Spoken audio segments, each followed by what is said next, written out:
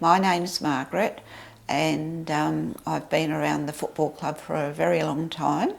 My parents brought me down here when I was 2 years old, and I don't remember much about the football then, but they were indoctrinated into this club, and it was like the religion, we all had to follow on. I'm Gordon Tuxford. I've been following South Fremantle since 1947 when I saw a grand final with my mother, my brother and my sister. And my sister is now married to Tom Grljusich, who was the most number of games played for South Fremantle. My grandfather back in 1923 was captain of South Fremantle and was also a life member of South Fremantle. And I came down here to South in 1957 and played in thirds. And I gradually made my way through thirds into the reserves and played league in 1960. My first league game was with George Grljusich, Tom Grljusich, my brother-in-law now, and all the good footballers, John Colgan, John Todd, Marty McDonald came over from Footscray to be our coach. We played one game on that Easter Saturday in 1960. East Perth were the premiers of 1959, and we drew at half time. At the end of the game we were 5 goals up, so that was a wonderful thing for me. I played 10 games in my first year, and then I got a serious leg injury and I was out for 8 weeks. But I came back and played junior in the underage competition. I made league in 1961, but my leg was gone. So from there I just give football away. Got married in 1964, had a son, and I've just been following South ever since. I'm Carol Tuxford, and I came here with Gordon, my husband. Now, he wasn't at the time, of course, and 1963 I think it was, yes, a long time ago. And it was quite strange because it took quite a long time before they would accept me because I wasn't a Fremantle person.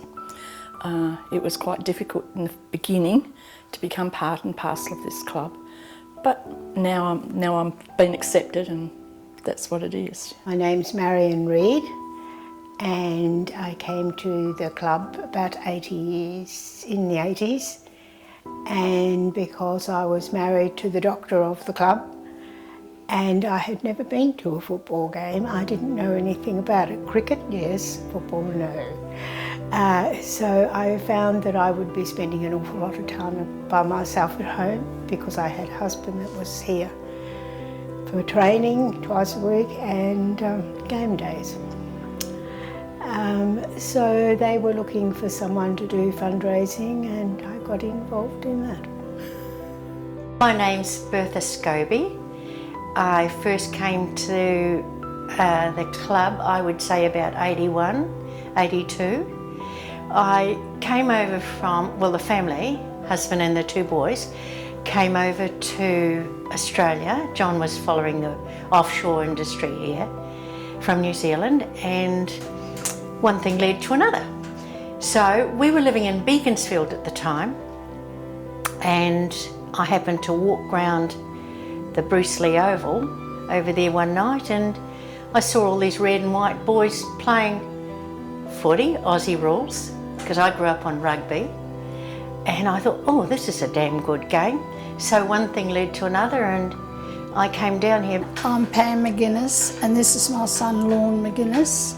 We have been involved with South Fremantle for many, many years, and my involvement now is I come to training every night. I do platters for the past players on home games. Because of my health, I don't go to away games now. I only go to home games. But yeah, my involvement is still with the club after many, many years. We started to bring our own children to the football, and in about 1990, I was helping down at the club with the bingo with Vida and a few of the old people that have now passed on, and I was walking through the bar to go home, and I was invited to come on to the ladies committee, and that's virtually how I got involved with the ladies committee. and I was treasurer there. And we had some wonderful, wonderful fundraising things. My volunteering work, my wife works for the Ladies Committee, and I come down on the Jerry Bayon night, and I usually do the ham, cutting the ham up. I'm an ex-butcher, and by the way, there was 4 butchers played in the 1960 South Fremantle side: John Todd, Barry White, Stan Badham, who's no longer with us, and myself. So that was my introduction to the social side of South Fremantle. And what do you get out of your contributions? How Well, does it make you feel? It makes you feel really, really good. Do you realise how important what you do is? Oh, well, I hope we do.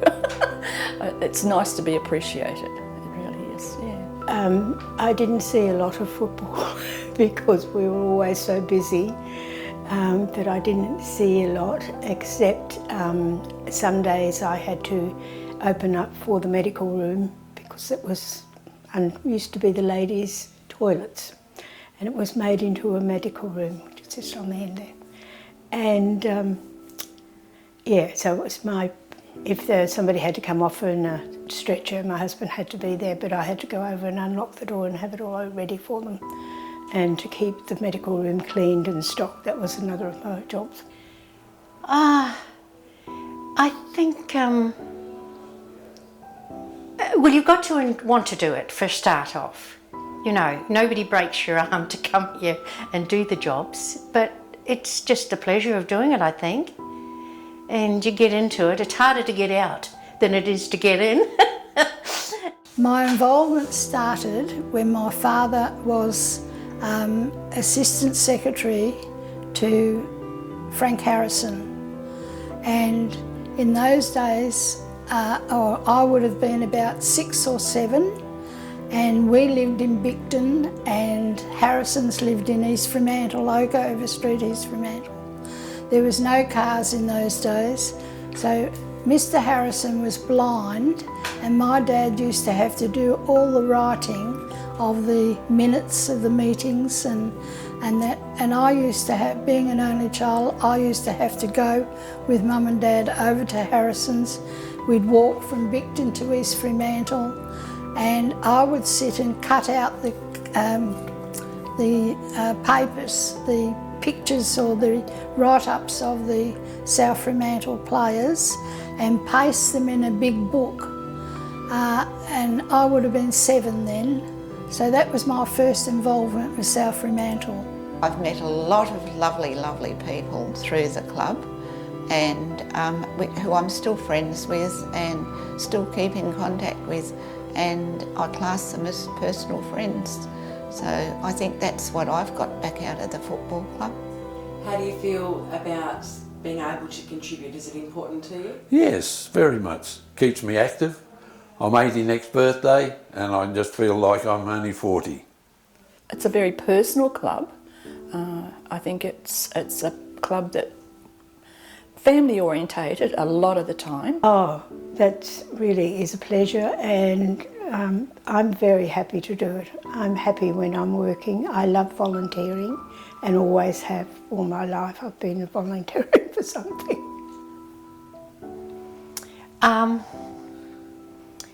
Or just being part of it. Being part of it. We've had some good times. When I used to come to all the players' teas because my mother was on the ladies' committee, and I'd sit in the corner and watch the players come in and help the ladies put the stuff out on the table for the players and that. When I was 15, I fell in love with one of the players, which was Roy McGuinness. The McGuinness family has had a lot of years.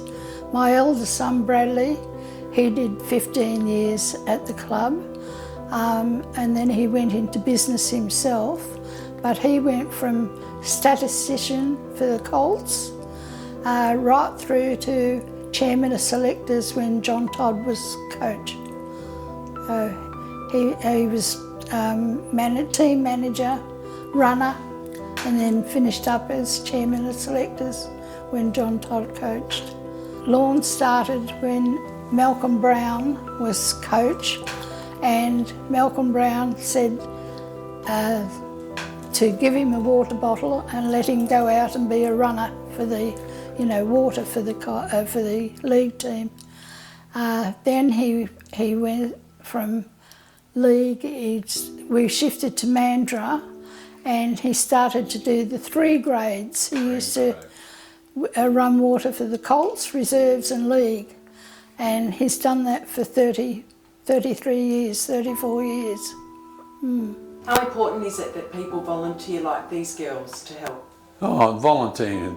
You can't get by without volunteers.